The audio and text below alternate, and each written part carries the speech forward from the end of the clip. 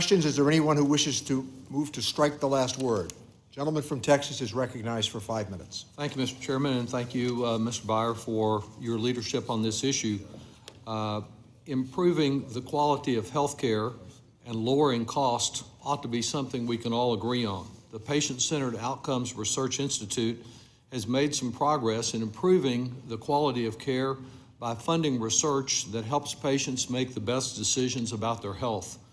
PCORI has funded $31 million on 34 projects in Texas, and when you look at the range of these projects, you realize the potential and the value of having PCORI. 7 are at the UT Health Science Center in San Antonio, where researchers have studied a number of issues important to Texas families, particularly focusing on mental illness. Researchers in San Antonio are also leading the way in efforts to enhance diversity in healthcare research, making sure that certain populations are not excluded from research, that patient-centered medicine actually reflects the diversity of patients in our communities. For example, one of these projects is examining how to better engage majority Latino communities in the research process, which I hope will improve our efforts to learn about and improve the social determinants of health. We talked about opioids with one of the earlier bills. PCORI has funded a project to support newborns in Bexar County who were exposed to opioids during pregnancy. Additionally, it has funded researchers at the UT School of Social Work in Austin developing a program on mental health for veterans' families, and the Texas Center for Disability Studies establishing a program to ensure that Texans with disabilities are properly represented in the research process. These PCORI projects, I think, show its value. But with the cost of healthcare continuing to skyrocket, particularly prescription drug spending, we need PCORI to do more. Frankly, it's been a little disappointing to see that PCORI has not placed a higher priority on the soaring cost of prescription drugs.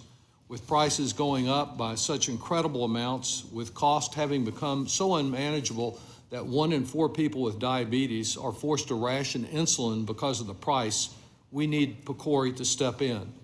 The ERISA Industry Coalition, representing large employers across the nation, recognized this and just wrote to our Ways and Means Committee asking PCORI to study the value of prescription drugs.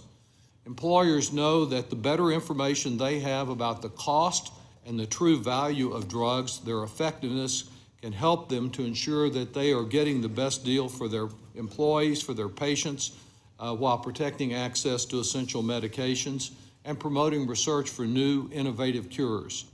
Since we don't have yet the power of Medicare to negotiate drug prices, we ought not to avoid research on drug cost, on drug value, on drug comparative advantages and effectiveness. With prescription price gouging damaging so many families, we need to have PCORI more actively involved to expect that researchers will inform us about the side effects of prescription drugs. Toxicity is always an issue, but financial toxicity is a critical side effect of what's been happening that we need to know much more about. And I hope with this reauthorization, we will see PCORI devote more of its resources in that direction.